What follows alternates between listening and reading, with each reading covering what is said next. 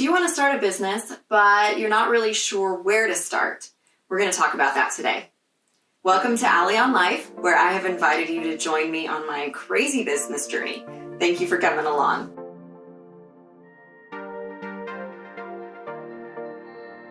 Have you ever done something really well and thought, gosh, I did that so well, I could probably do that all the time and get paid for it, but I don't know anything about starting a business. Where would I even do that? Well, I am here to help you today. But first, I would love for you to like this video, subscribe to this channel so you can see what I'm doing here. Also check out my website, AllisonDuke.com, which I will link in the description as well. So if you watched my last video, you saw me list several ideas for business opportunities that you could pursue in 2020 or beyond whenever you happen to be watching this video. So the first step is to pick an idea that you're going to focus on to start your business.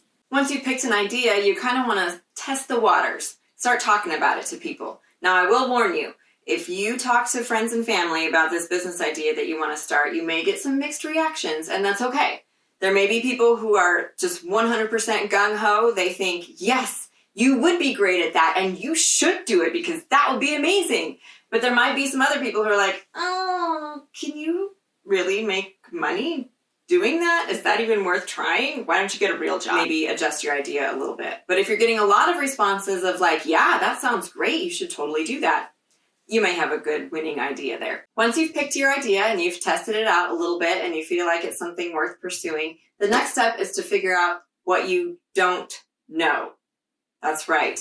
There's probably plenty that you don't know, but you need to figure out what all of that is. So I would suggest, maybe on a piece of paper or wherever you keep track of things, a note-taking application, you can write down the things that you do know about this business idea that you're pretty solid on, and then the things that you don't know. Whatever it is that you think that you probably need in order to start this business, but you really have no idea how that's going to work. I mean, that could be things like the legal business part, or how to set up your taxes, or whether or not you need a website. Do you need promotional material? Do you need equipment? All of those kinds of things. Figure that out. And if there are questions that you have that you can't answer, those would obviously be the things that you don't know. So you need to know what you don't know. After you've figured out what you don't know, then you can learn what you need, whether that is some more information on how to do the thing that you're trying to do, or again, equipment that you might need to buy. There could be courses you can take online that will give you not only how to do the thing, but also how to set up your business. A lot of them are really helpful with that. I would really suggest investing some time into learning.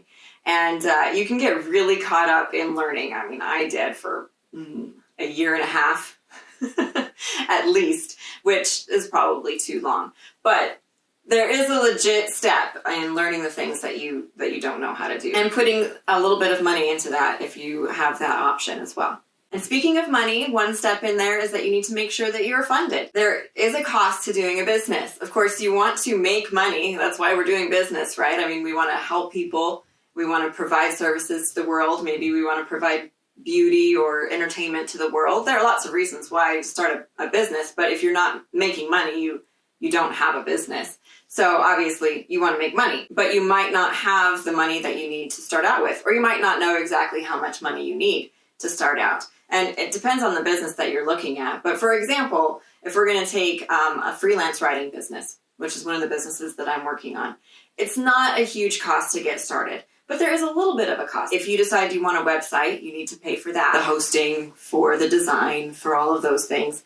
And you can pay anywhere from a couple $100 to a couple $1,000 for that kind of thing. There's a lot of information that you can find for free online about how to do businesses. Obviously, this is a free resource. There are lots of other free resources, some of which are much better than this and go into a lot more detail. But sometimes it might be worth it to pay for a course or two. So you can find those just by doing a Google search, or you can ask around. You can maybe go to some Facebook groups or social media and see what you can find there that has to do with the business that you've chosen. So what if you don't have a whole lot of money to start out with, but you know you have some upfront costs for your business?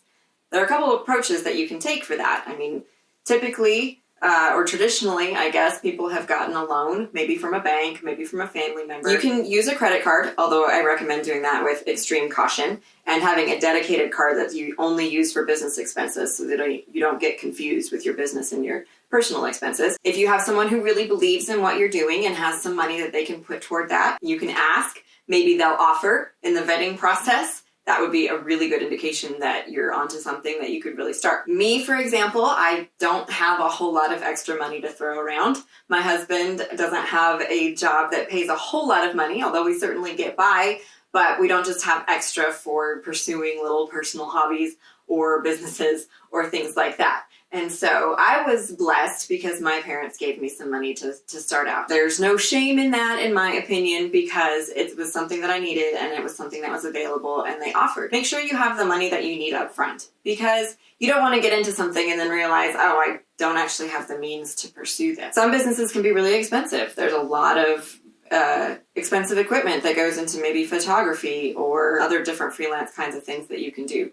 So make sure you're starting with a low threshold if you don't have a big budget. Now, if you have all the money in the world that you want to put into this new business, just go ahead and do that. Once you've figured out what you need to get started, the next step is to get started. Yeah, that's it. Start your business. Start working. If it's a freelance business, start finding clients. Do the work that you need to do so that you can get the money that you're trying to earn. If you spend all of your time learning and, searching for the exact right equipment, taking all of the courses that you can find, watching all of the YouTube videos, you're never actually going to make any money and you're going to get discouraged at some point. So the best way to stay excited about your business is to get some cash coming in. The way to get the cash coming in is to do the work and get the thing started. And then the last step is to get legal. There are legal aspects of having your own business. I'm not a lawyer and I'm not an accountant, so I can't actually give real advice in this area, but there are a few things that you need to make sure that you have straight as far as your taxes, your bookkeeping, your business license if that's necessary, an EIN, and registering with the state, all of those kinds of things. There are resources that you can look into depending on where you live as far as the legal aspects of your business. And of course, there are resources that you can find online, but definitely look into that as you're getting going. And the reason why I put get legal after get started is because depending on your business, for the most part, you can actually start before you have all of that stuff in place. Again, that's not legal advice, but sometimes it feels a little bit better to say, yeah, actually I have a business, I've been doing this a little bit, and so now I feel better about moving forward, getting legit with it and getting it registered and all that. So those are just a few things that you need to do before you get started or in the process of getting started with a business. So my question is, what are you going to do next? Please leave a comment and let me know what action steps that you're taking in your business and any questions that you might have for me. And of course, don't forget to like this video, subscribe to this channel, hit that notification button if you want to get pinged when I have a new video.